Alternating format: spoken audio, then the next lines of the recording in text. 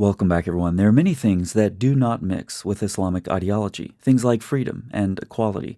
Even a passing familiarity with Islamic religious and legal texts reveals severe curtailing of human rights and dignity, complete with a veritable boat anchor, sure to keep entire cultures firmly moored in the past, slow or unable to progress and improve. What's more is that all of this comes with the presupposition that the whole earth belongs to Allah and His Messenger. Therefore, subjugation of non-Muslims who are unfortunate enough to live in Islamic lands and conquest everywhere else are seen as validation of Islam's truthfulness and superiority. In this sense, Islam lacks a transcendent framework. It's a very earthy, nearsighted, materialistic religion, constantly seeking superficial validation. It's important to understand these things, especially when we consider that Islam, by default, is at war with the West. The two are fundamentally opposed. However, presently, hostile Muslim nations are so incredibly weak compared to, say, the United States, that an old-school Islamic jihad-style invasion simply isn't an option. So, Islamists concoct other strategies to undermine the West from within. Unfortunately, many in the West have situated themselves perfectly for these attacks. Catherine Shackdam is well known as a Jewish woman who unfortunately married into Islam. She became a journalist who played the part well enough to interview some of the highest-ranking Iranian officials. As you will have guessed by now, Catherine was not who she seemed. Obviously, she kept her Jewish identity concealed, but she was treated very poorly in her marriage, not to mention the way that women are treated in an Islamic culture more broadly. But she wanted to get closer to the Islamic Republic because she began noticing Iran's increasing disruption where she was living at the time in Yemen. That's where her journalism started.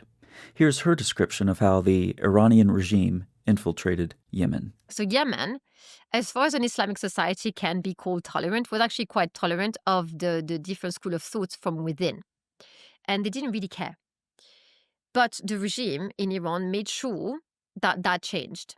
And people began to think themselves in terms of little boxes. When they start to put labels on people, when you start doing that, a society starts to break.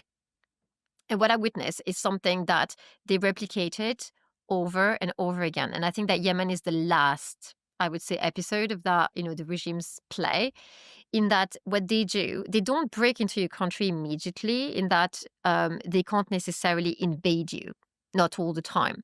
But what they do, they look for this one minority, this one community they could build a bridge with and acquire to their ideology, to then use those people, they become proxies, to then sip their poison into society and divide society up by creating victimhood. The parallels we currently see as Islamists attempt to further infiltrate the West are obvious. So the regime did this. So first they breach a country. Then they start to poison you and separate you into communities that would then be taught to hate one another. They isolate, the Christian from the Jews and the others.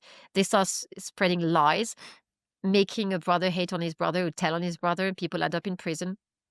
Then they break into families where women are becoming subject of, basically you become a slave. Women lose their voice. If a woman loses their voice, women tend to raise families. And so if a woman loses her voice, then you have a problem for society, because society becomes dumb and deaf and mute. Case in point, Iran.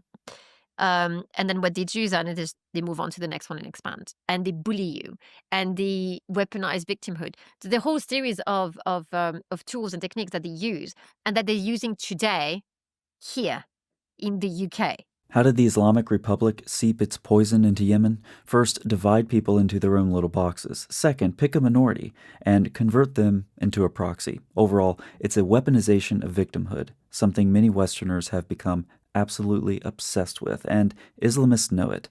And that's where Catherine became a putative tool for the Iranian regime. Now, back then, the architect of Iran, the regime's propaganda machine, Nader Talebzadeh, the man who let me in the regime, was in charge of recruiting people like me that he felt would fit the purpose that they had, which was to train new mouthpiece for the regime, to crack the West, and to translate the violence that the regime was doing in the Middle East in a way that could relate to a Western audience hungry for victimhood. As I said earlier, many in the West have situated themselves perfectly for this style of Islamic infiltration. The latest trends of the noisiest activists are animated by an insatiable appetite to group people by the shallowest of characteristics, divide society, and then figure out in which box of the hierarchy of oppression they belong. And heaven help those who aren't lucky enough to belong in one at all. And in this worldview, as stupid as it is suicidal, even the most extreme ideologies, like radical Islam, full-out jihadists, they're given the victim label and cheered for.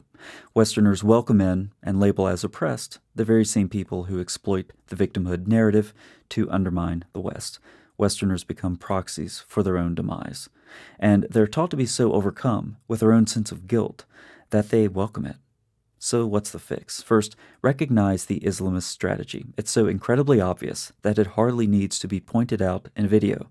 But this is one of several where I've done just that. Second, and this is hard for guilt-addicted Westerners, recognize that all ways of living are not equal, and Islamic values are demonstrably inferior. Western activists face a supply and demand problem. Their demand for objects of oppression far exceeds the supply. Not so in the Islamic world, should they happen to notice this. Hot topics like racism, slavery, oppression of various people groups are all still things, very much a reality in Muslim nations. However, to notice this is to blame the victims, ironically. Currently, Westerners are doing well enough, for the most part, to engage in this delusionary cycle of luxury beliefs, but why anyone would want to, I have no idea. Thanks so much for watching. I'll see you next time.